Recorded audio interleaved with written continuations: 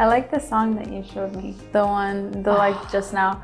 Yes. What's it called? The first one, Daddy's DNA. Daddy's DNA. I like that one. Love it. I like the last line. You were like, this is yeah. Daddy's DNA by Brandon Lake, and the last verse was, buried deep under the rubble is my daddy's DNA. I feel like I kind of relate to that when I was not close to the faith. It was like I always felt that there was something, like as much as I tried to run away from the faith and run away from the values that like I grew up with in the church and stuff, I always had that like pulling me back. Like there was always something that clicked when I was living those values, and then there was always something that was missing when I wasn't. For sure, yeah. Like there's that, it's like that, there's like that mark on your heart, like your heart's like branded. Yes. And like even if you can't put your finger on it, about why is it that something's always off? Correct. It's like, it's because there's your daddy's DNA, like there's God's DNA in you, and there's that mark and that brand is like you are a child of his. That's the brand. Like deep down, everybody is. I mean, I guess this kind of leads into what we're going to talk about today. But that song made me think about, like God's, the way that what he made us for. What he made us for is our compass. Or I guess, we're always being led to that. And our compass is our conscience. Yeah. Right? Like that's the thing that tells us like when we're going off, when we're going in the correct direction to God. I know you wanted to talk about conscience today. Yeah. So I think for me, I'm grateful that I listened to that song before we, dive into this rolling, because it kind of reminds you of, because you have this artist who is an awesome Christian artist, and he's basically the song Daddy's DNA. He's reflecting about his past, and he's reflecting about how, there was like this call, this earthly and worldly call that he was pursuing, but the voice of the Father kind of said like, nah, that's not for you. This is not what I made you for. Mm-hmm. And like in the beginning of that song, it's like, he starts off by saying, all like reflecting back on his past life. Like Brandon Lake was like, he was like, all I gave you was trouble. But at that time, and like during the entire course of my life, all you gave me was grace. It's like all I gave you was trouble. All you gave me back was grace. To pursue you and to follow you and to go towards you and to run towards you. So then like he kind of reflected, yes, because kind of like deep down, like that mark and that brand is, I am your son, and like your DNA is in me. Like that's, it's like it's a beautiful song, and it kind of like listening to it, it kind of just reminds me every time I listen to it of, yes, there are so much moments in our lifetime that we're gonna just fall short of God's glory, but the brand is like, you are a daughter and you are a son, and just run back to him. There's a Saint John, I think Saint John, Chrysostom. I think it's I'm not sure if his first name is Saint John. But he's like, God's never gonna tell you, or he's never gonna like ask you, why did you commit this sin? But he is gonna ask you, like, why didn't you run towards me? Why didn't you come back to me? That's the question that he's gonna ask. Never, ever, ever does he accuse us, but he does highlight things to us. Yeah. Especially when we're examining our conscience. And you're not I think I was reading this book by Father Jacques Philippe. It's oh my gosh, In the School of the Holy Spirit. That's the name of it. Oh wow, almost forgot.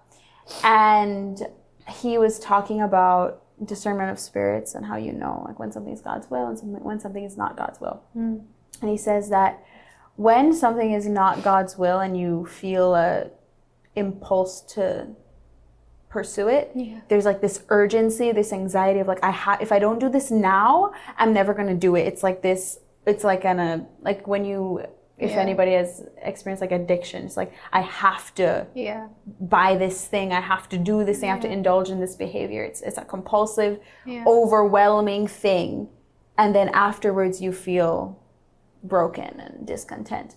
But when God is inviting you to something, it's like a quiet beckoning of this is what you need to do, but you're totally free to not.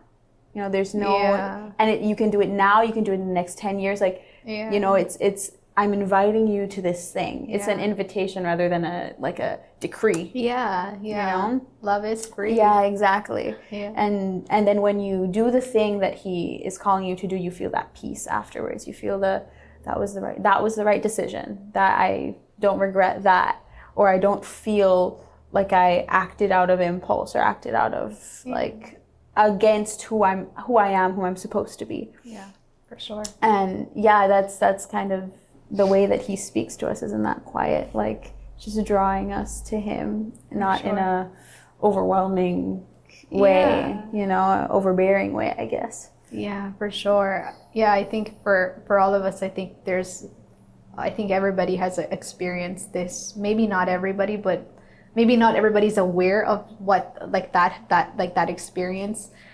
But I think there's many of us that can relate to that kind of impulse of things that we've done in the past, and it's definitely not of God, and it kind of ended up being our own selves, just like wanting to satisfy whatever that was.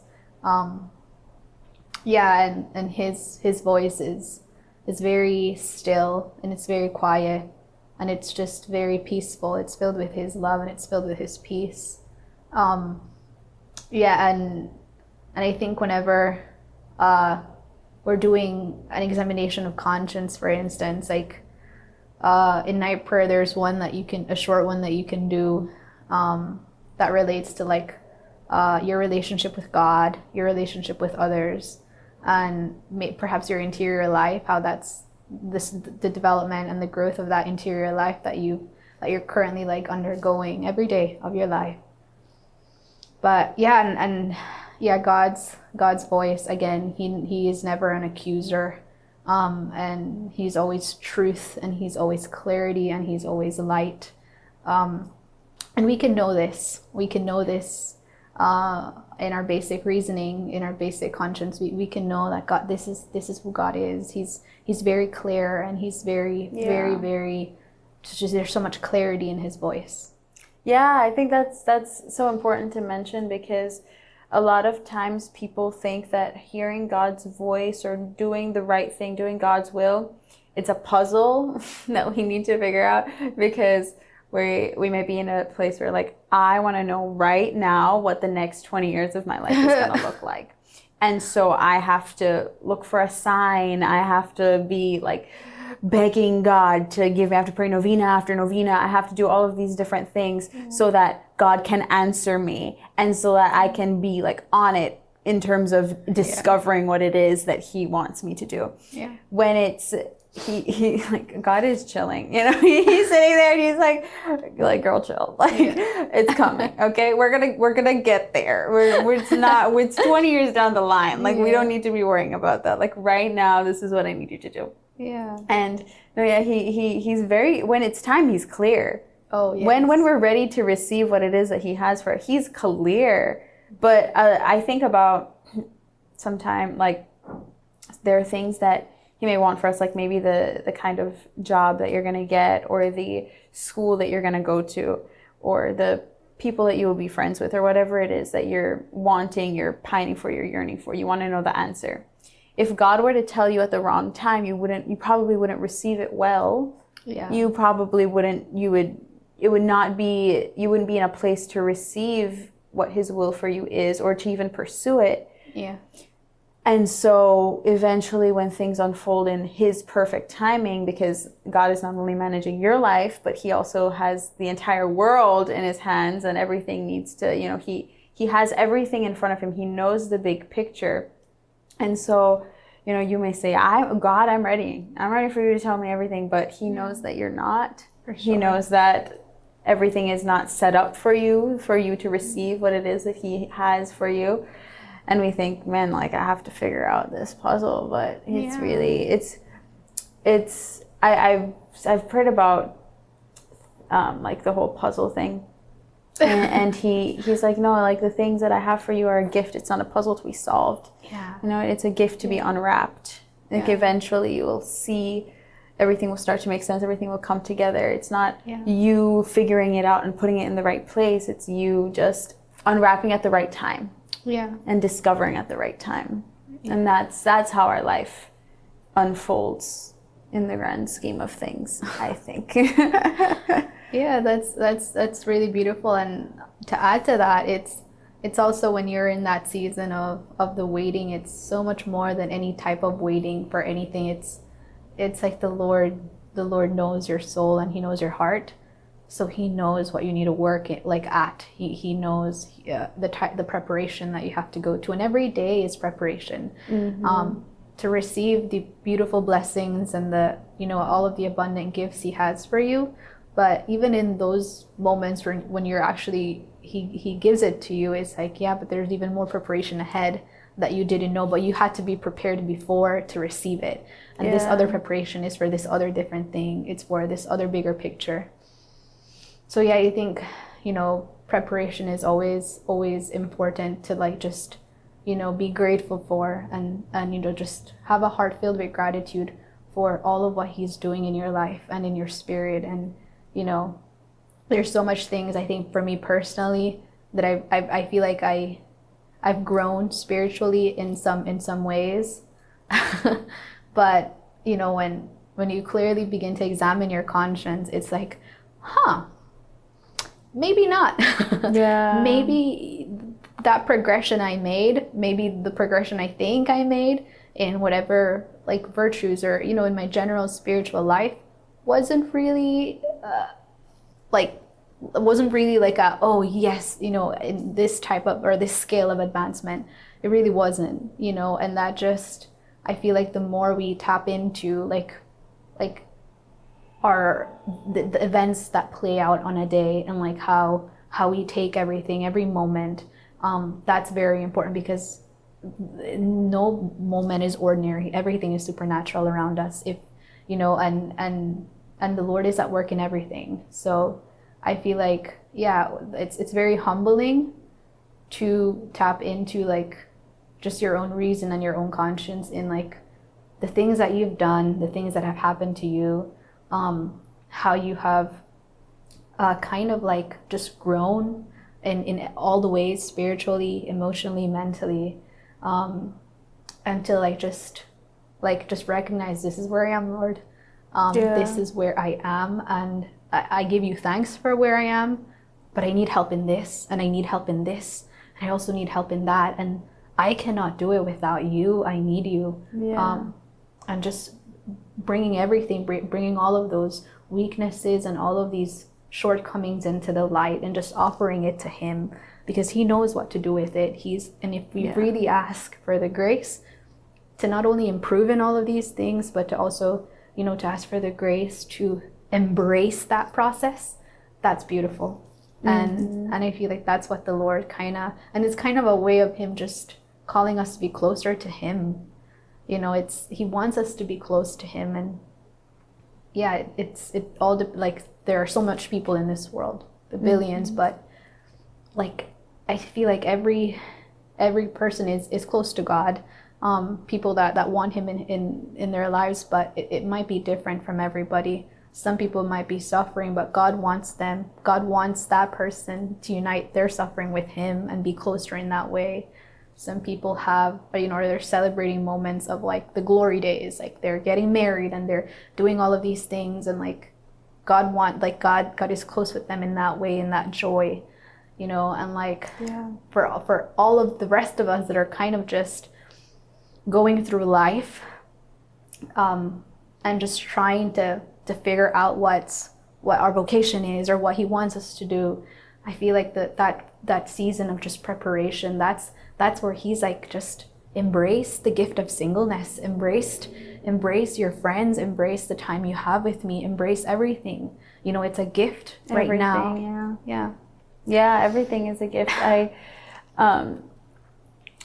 When two people enter into a relationship, you come as two individuals, and as you grow in that relationship, you grow. And if, say it's marriage, you eventually end up in, these two people with their own, were individuals before they come together, they get married, they progress, and by the end of their lives, if they live to be old together, they're completely different people, and they've grown together. And there's different things where she probably had certain ways of doing things, and so did he, and those things had to just be curbed so that they could live harmoniously if they do it the right way. And they had to, you know, compromise and fight and have joy and communication and all of these different things in order to get to a place where they're completely one family. Yeah. And they build a life together. And it's the same thing when we encounter Christ and we come before him as an individual with all of our brokenness, with all of our baggage, the way that we used to do things before we met him. Mm-hmm. And then he comes and the same thing happens where he says, okay, we have to work on this thing and this thing. And he knows exactly how. And that's why I think there's beauty in not encountering Christ and then immediately everything being fixed. I think it's way better the way that it happens. Yeah. You know, it maybe people think, oh, it's just easier if I encounter Christ and then everything I've struggled with is gone. Correct. But it's so much more beautiful and romantic if Jesus is just like, no, like we're gonna work on this together in relationship. Like sometimes I feel like I struggle with something and I keep bringing it to him and I keep bringing it to him, and I get frustrated with myself. And he doesn't get frustrated, but he's like, we're gonna work on this. Like, this is gonna be fixed. And then you look back after a while and you're like, wait, shoot, I don't struggle with that anymore. And it's just like, oh my gosh, Jesus, you did that without me even noticing. You know, like you took care of things without me sometimes even having to ask. You fixed this relationship with this person. You got rid of this struggle that I had, and just the joy in that. It's like, I think there's that parable about the 10 lepers. Yeah. The like 9 of them forget Jesus, like he heals them and they go on their way, and then the one is thankful. And I think that if he healed all of our things in one go, then we wouldn't even realize all of the things that he did for us. We wouldn't even realize all of the things that we struggled with, all the things that needed to be healed. And there's just such beauty in the continuous growth, in the continuous getting closer, in him removing obstacle after obstacle after. It's like, isn't that romantic? Just like think about Jesus. Like he sees you and you're over there and there's all this stuff in between you and he's just like, watch this. And he just like lifts them all away and he takes them all. And it's a gradual thing. And you know, we fall into despair and we're impatient with ourselves and impatient with other people. And we want everybody to be perfect, and we want ourselves to be perfect. And Jesus he doesn't ask that of us yet. No. You know, he doesn't ask us to just be perfect. No. He just asks us to allow him to make us perfect. Yeah, and you touched on something very important. Like you mentioned, like kind of like the relationship between people that are together, like married couple, and how that growth is like for them, and all of what, you know, all of those mountains that they have to go, and the valleys and everything that they have to go through to get to a point of just like realizing it is effort. Both of us, it's effort, and it has to be, you need to it needs to be you need to show up every day for it if you really desire it, and desiring it every day. So like same thing when it comes to you said a very key word there, communication. And like the same thing, it's the same thing with our relationship with Jesus, our relationship with God. There are moments where it's like, yes, we're aware that a relationship, there has to be communication, there has to be consistent communication, there has to be effort, there has to be like you need to show up, especially in your prayer life. Like that's very important, and it's every day. But there is a temptation there to view that kind of relationship between you and God the Father, and the God himself, of just being like that relationship being more of a duty than an actual relationship. And like there's obviously like the Lord, I feel like, at least for me, I'm grateful that he's kind of given all of us, I think, in a way, graces, and the grace to realize, at least for me, I would say, when I show up for prayer, when I show up for Mass, I really try my best effort to be there, to fully be there, mind, body, soul, everything, because I know that the person that's in front of me is Jesus. I know that he has given everything to me. He has given himself to all of us. So those moments where I meet him in prayer, and I listen to his voice, and I'm basically just like, I respond to his love. I'm grateful that there are moments that before I even begin to even say a word, I just give him gratitude for calling on to me.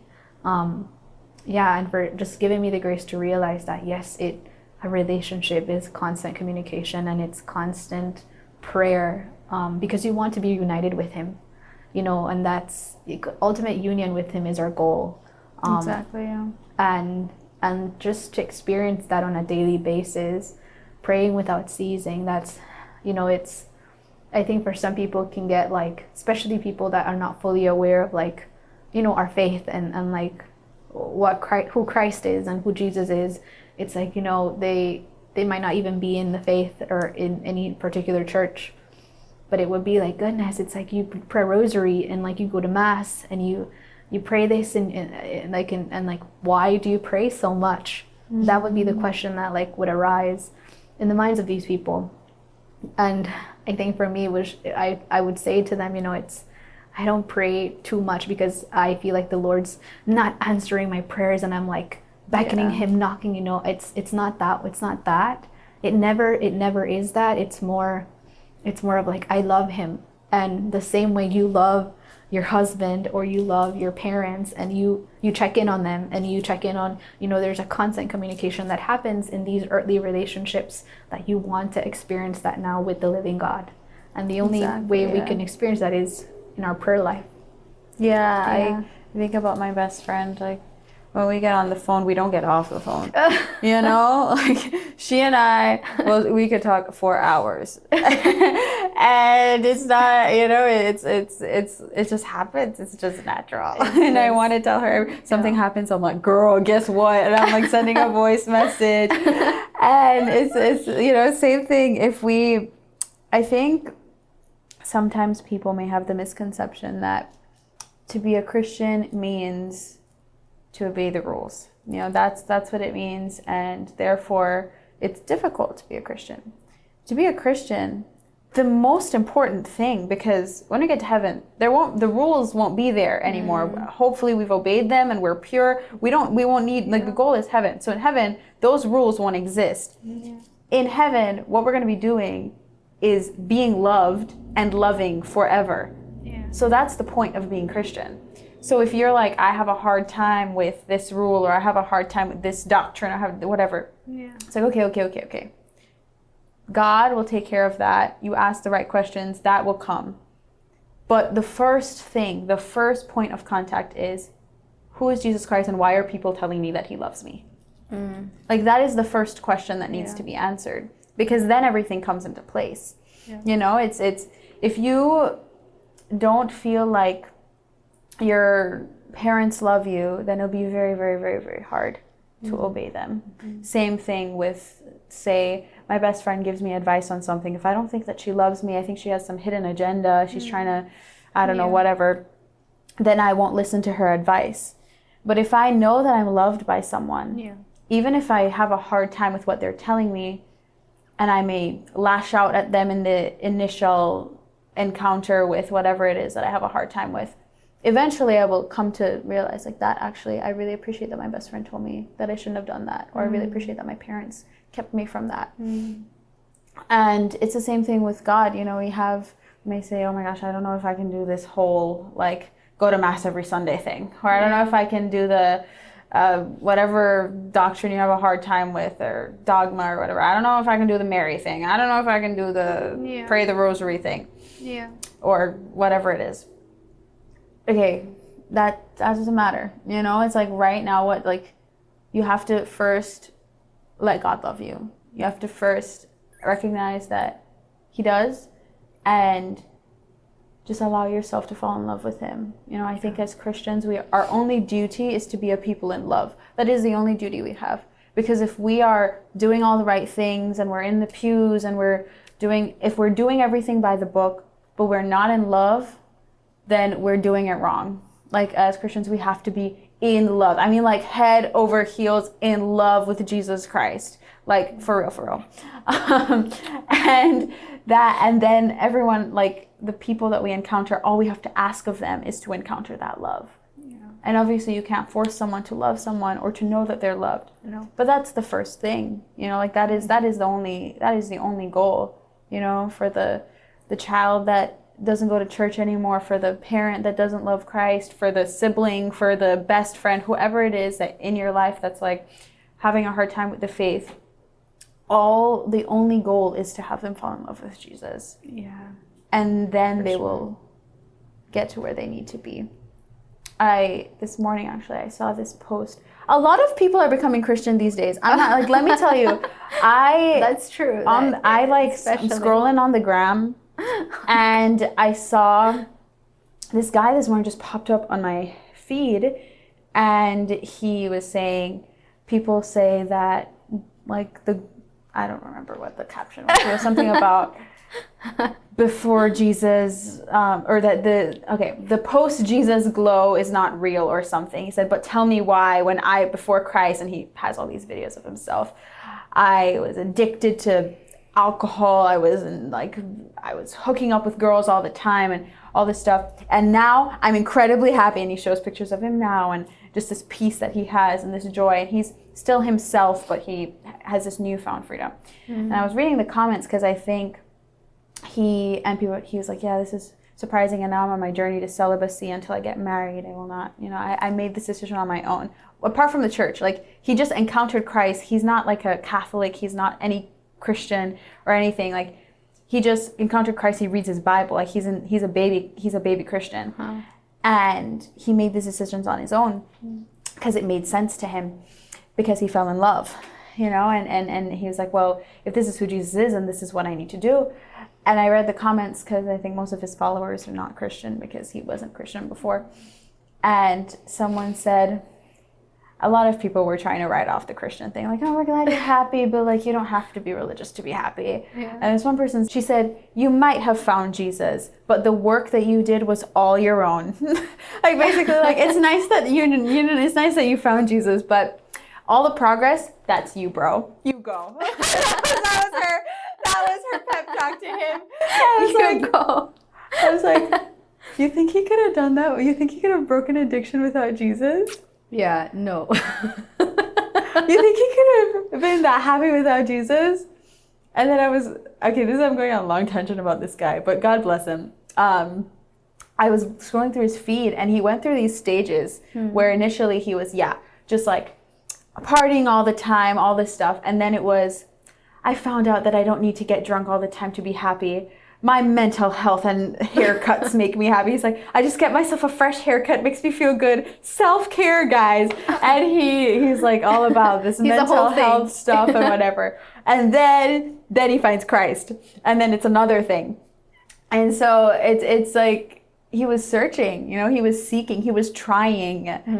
And you're telling me that all of a sudden this is all him? It's like, no, like, he was yearning for something, and now he's proclaiming that he has found it. You know, like, he's been searching, he's been yearning, and here he is, where his fulfillment is not found in some mental health fad or something, or getting a haircut. Like, how in the world are you going to tell me you're made for a haircut? Like, tell me that. That's insane. Like Yeah. people, gosh, No. God bless. You know, like we're all crazy. But Yeah. how are you going to tell me that Self-care. that you know, I see stuff like this all the time. People Yeah. say, you may be depressed, but if you just appreciate like the haircut or the skincare routine or just the little things to make you happy, girl, that's like you're putting a little pebble in a sinkhole. Yeah. You know, that's not speck of sand. Yeah, it might fulfill you for like a minute. For sure. Maybe 5 times it'll fulfill you for a minute. And then the minute will be over. And the 6th time you're going to be like, I can't believe I'm putting on this face mask again. I want more than the face mask. I want meaning, you know? Yeah. No, for sure. Deep down, Tessa, we're all like, why did God create man? Like, that's like to the root of it. We just go back to that question, like, why did he create us? We were like, as the catechism says, bro, like we were made to be loved. We were made to love and to be loved by God. Like that's why we were made. So we go back to that. It's like, yeah, like we are made to love, to be loved. We are made for love. We are made for ultimate unity with God. Mm-hmm. Nothing ever, a haircut, a new dress, new shoes, like whatever school, job, like nothing will ever satisfy us here unless nothing will ever satisfy ever. Like our ultimate desire deep down, rooted deep within our hearts, is that yearning for God. Yeah. And it's God himself. And once, you know, and like it's a journey for everyone. It's literally, and it's very different for everybody too. How I encountered Christ, how you encountered Christ, how other people out there encountered Christ. It's all different. It's literally and it's like, it's a mystery too, because it's like people encounter Christ when they're 7 years old. Others encounter it when they're in their teens. Other when they're like 50 years old.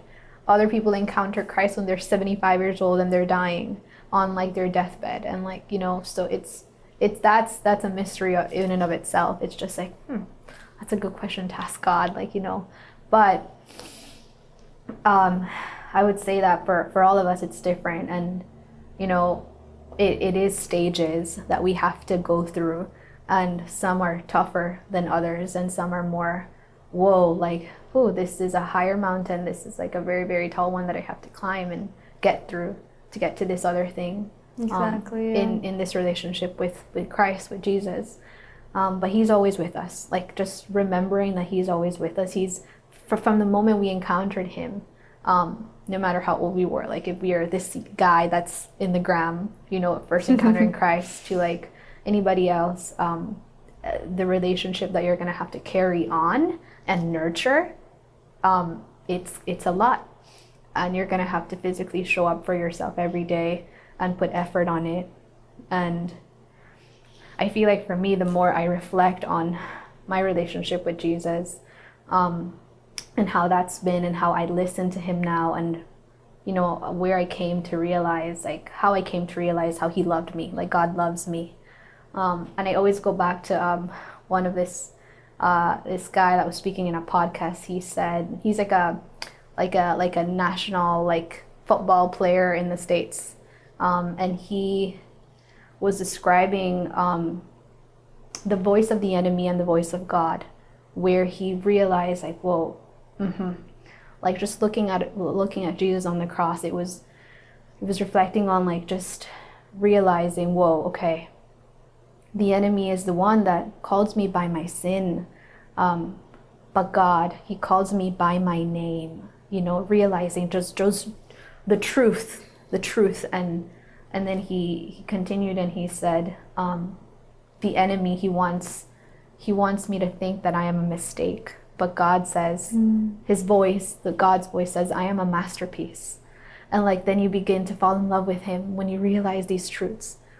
And it goes deeper. And then he begins to say, the enemy wants me to feel afraid constantly.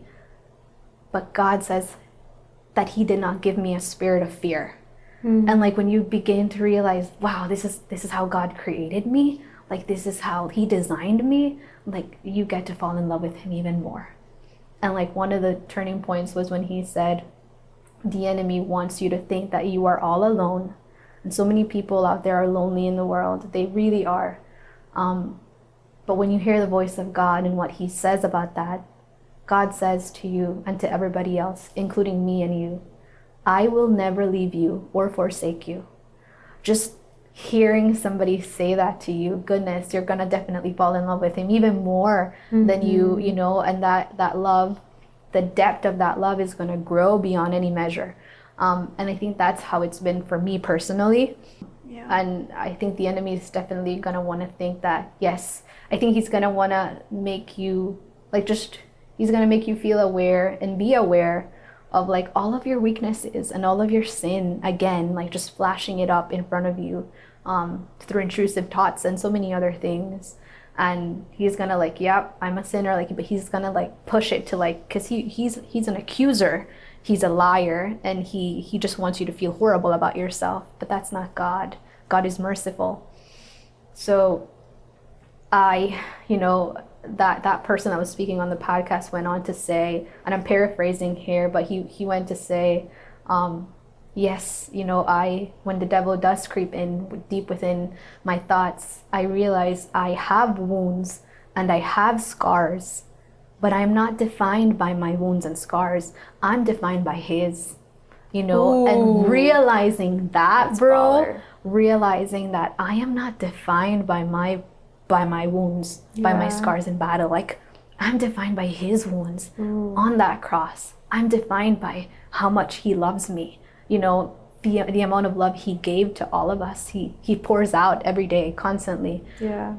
And it's just an overflowing sensation of peace and love, and just like that realizing and coming to know how much he loves you in that way through his voice.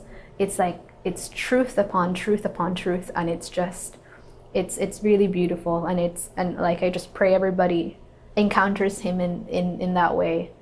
Someone told me that whenever we deal with negative self-thought, like thoughts about yourself or anything, low self-esteem, like all these things that run through our head about ourselves, that it is the demons projecting how they feel about themselves onto us. And you feel like you're worthless, like you're alone, you're dirty, you're good for nothing, you're unlovable. All of those things that we feel about ourselves sometimes. That's the demons. That's what they feel about themselves. Like, come on. I think when I was told that just like framed things for me. But I was like, okay, I am not espousing any ideas that are like, that's not about me. Like, that is not about me. It's not personal, because it's so funny. We can pick up on it with other people. Like I'm talking about my best friend a lot, but I feel like it's just an easy analogy. And my best friend tells me things that she believes about herself. I want to hit her over the head with a stick, because I'm like, girl, it's obviously not true. Yeah. Like, you are mad gorgeous. You are so funny. If you were annoying, I wouldn't be friends with you. Like, come on.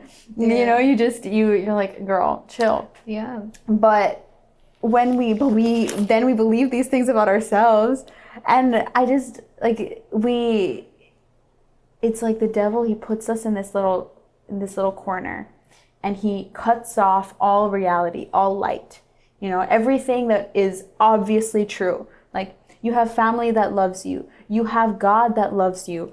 So many good things have been given to you. There's so much hope for you, because you cannot solve your problems on your own. God can solve them. Problems have been solved before in your life. All of the truths that would keep you like going, he cuts all of them off, takes off all of the lights. He puts you in this little corner, and all you can see is the ugliness of the evil one, the ugliness of the lies, and just the lack of, just a disconnect from reality. And he keeps you there, and that's his goal, is just to keep you in that corner, cut off from all truth.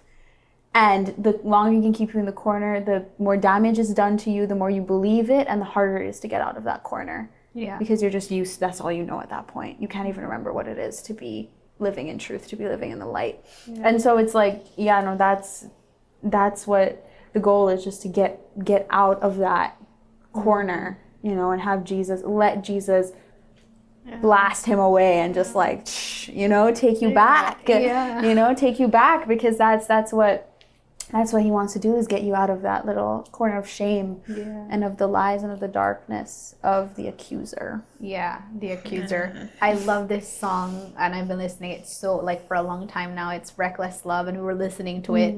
But like one of the lines of that song goes, because Jesus is truth, like he is the way, the truth, the life. And one of the verses say, there's no shadow you won't light up, mountain you won't climb up, there is no wall you won't tear down, like there is no lie you won't like tear down and break down, coming after me. Like he's gonna, you know what I mean? So it kind of reminded me of that song when you were saying that. One time I was praying, and I mentioned this in a previous episode, but I'll tell you. I didn't mention the prayer experience, but I mentioned that I like to like just put on praise and worship, close my eyes, and then just like let Jesus bring up whatever it is. Yeah. And I had this like sequence playing in my head. It's so dramatic with music when you're playing like praise and worship music, and then you start to like pray imaginatively, then everything's just more dramatic. And so I was praying, and I just imagined myself as a little girl dancing with Jesus, like in a garden, like he's just dancing with me and we're having fun and it's great. And then the devil, he comes and he takes me, that turd. So he takes me and he runs. No way. And I'm kicking and screaming like, I want my dad. And God is like, ooh, just like weeping and just like in distraught, completely in distress, you know? And he takes me and then eventually I get used to what it is with the evil one. You know, I no longer desire he tells me lies, you know, like that you weren't even happy anyway. When you were dancing with God, you were miserable, and this is better, and just all these things, you know, in your little mind. And you believe him, and you forget the joy. And there's Jesus pining, waiting, running, begging. You know, he's like, come back, and you're like, no, I don't want to go back. Until eventually, you know, you realize that you're in chains and that you are completely bound and shackled by your sin. You're wounded and you're unrecognizable, and you can either choose to believe that this is what you were meant for, that to be bound, to be unrecognizable, to be wounded forever, to be accused forever, or you can realize that this is not, there has to be more than this, and you allow Jesus to come and take off the shackles and to take you back, and you go back to that garden and you just go back dancing with him, and just you go back to living that life with him. But if you go back, doesn't mean that everything's perfect. You still have those, you still were bound for years. You were bound. You were told lies. You were wounded. Like it's like you hear the stories about kids that get kidnapped young, you know, or human trafficked. Like you're not the same after. Yeah, for sure. You know, you can be freed. You're not the same, and that takes time, and that a lot of healing. Healing. Oh my gosh, like it takes healing, and when we hear these stories of these people that come out of the trenches of like Satanism or of addiction or whatever it is, and Jesus delivers them, and it's a beautiful story that Jesus can literally win the hearts of anybody. The most unlikely person. He can free the most bound captive in the deepest prisons. He can do all of those things. But then it's work, you know? Then it's healing. It is a lot of work. Yeah, and, it and is you a know, lot of like work. sin has lasting effects. Yeah, it does, and any type of any healing journey is has to be baby steps, and then it has to be like a normal walk and like a jog, and then you're going to be running, you're going to be, you know, sprinting. But it all takes a lot of effort, and like every sinner, no matter where they are in the depths, they might be right at the door, like literally right at the door, and they might be like just looking at their sin, and like they're like they see this door and they're right there, and like there's like the invitation to enter a relationship with Jesus, and they're still looking, you know, so they're no longer in the depths, in the dark depths, but they're in like right there, right in front, the turning point. And for every single sinner, once we have gone through that journey and once we say yes and we walk through that door, bro, it's like an examination of conscience really helps us to go back to the reality of like, God loves me regardless of all of my weaknesses that I still currently struggle with.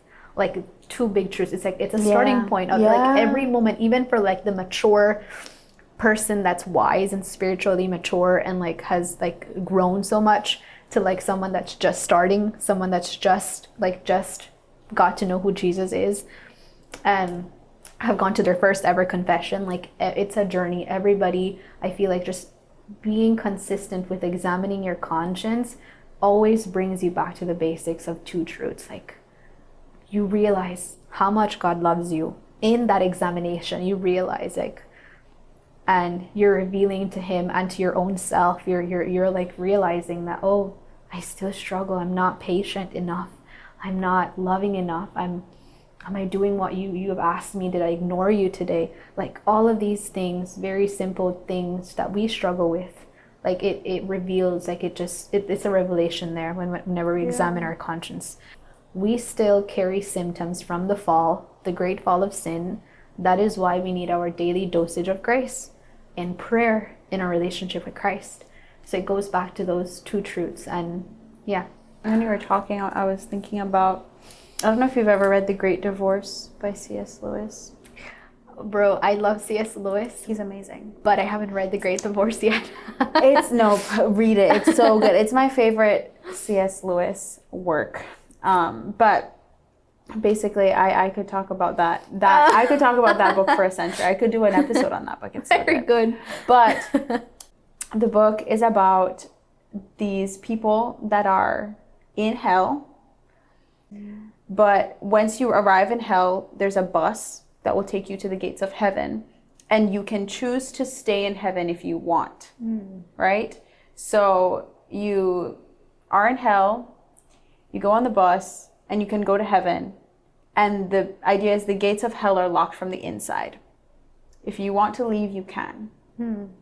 And so they get on the bus, they go, and then there's all these people and all their stories, right? All of them have a different story. Some of them are saying, I like hell, I want to stay in hell, I'm going to go see what it's like. But I know I'm going to stay in hell.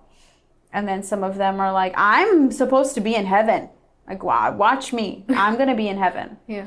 Anyway, there's a bunch of different things you could talk about. But one scene, the main character is just observing, right? He's observing everything. And when you get to heaven, you don't have a body yet. You're just a soul. And so you can't enter into heaven because you need someone to guide you in. Someone who has a body, who's already in heaven. Because you can't walk, right? You need someone to take you in. And as you journey towards heaven, you get your body. And then you're able to enter in now with the help of this person.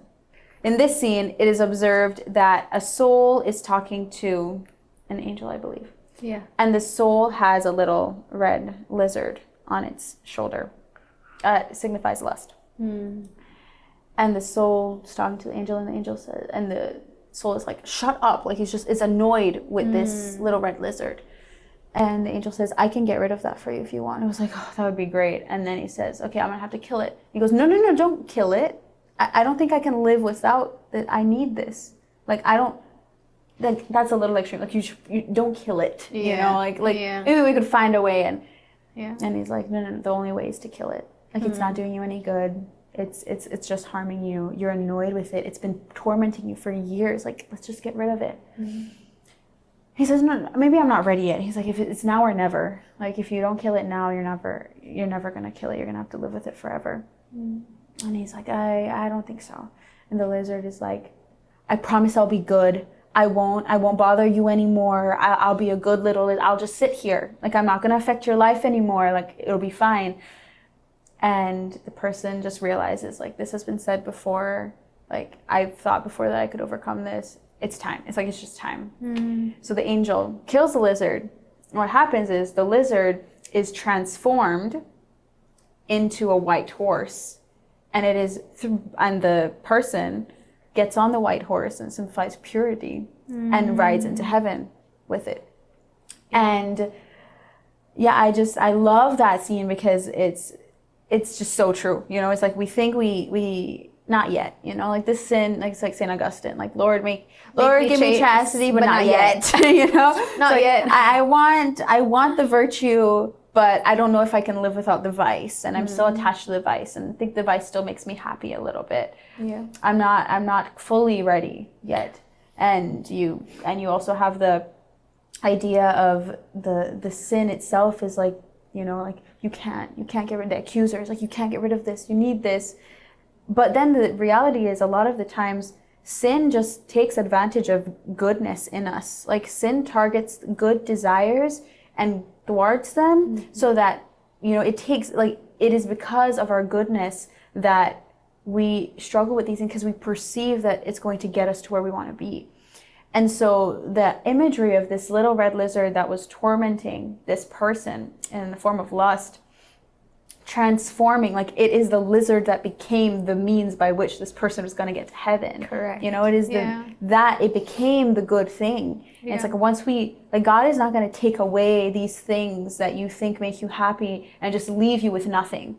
You know, he takes those things and he transforms them and he gives you something way more than, how could you imagine that a lizard would become a horse? Like, you know, he gives you something way more than you could have ever imagined. Yeah. You know, he, instead of lust and addiction, he gives you a beautiful marriage and kids, or he gives you like a beautiful, fruitful priesthood and spiritual fatherhood, or whatever it is, you know, that he has for you. He gives you, you know, all your friends. He gives you so many things that you think, man, that like there's no way God could have ever fulfilled me. And then it just completely surprises you in a way that you would have never planned or imagined. Like there is everything beautiful and true and good that the Lord has created since the beginning of time, like since the beginning of the fall, it all became distorted. And because of our own freedom, we can literally just abuse that distortion even more. Like it could be, we can ride away with it. But, you know, again, like that's just a temporary thing, that it's not meant for us. It never was.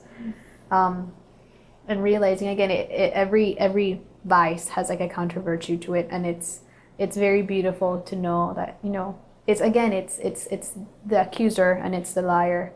It's lust. No, I did not. You know, I never made you to see the people, a brother or a sister of yours in that way. I never meant to see you for you to see them in that way. I meant, when I created you, it was for love and for you to be loved, not for you to be used or to use others, you know. And everything else, it's like, you know, I made you to be free, you know, and so many other things. So yeah, that's just coming to know that. Awesome, bro. It really is just overcoming the lies of the accuser and just realizing and always bringing to the light all the truth there is that God has revealed to you. Just consistently bringing it into the light is very important. Well, I think that's all the time that we have. Thank you so much for talking to me, and it's been a pleasure to just chat and hang out. Bro, it's really been, I think we can sit down And we can like talk and talk and talk. I and know. talk and talk We for probably will be sitting down and talking after the camera shuts off. Well, thank you so much. And thank you to our viewers for watching this episode and for watching Beyond Basic. We encourage you to share these episodes. And we hope to see you in our future episodes as well. Have a great day. God bless. Peace.